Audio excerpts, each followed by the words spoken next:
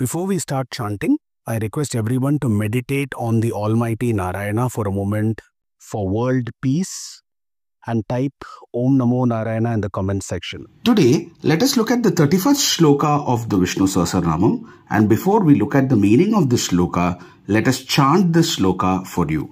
Amradam Shrudbhavo Bhano Shashabindu Sureshwaraha Aushadam Jagadah Setu Satya Dharma Parakramaha.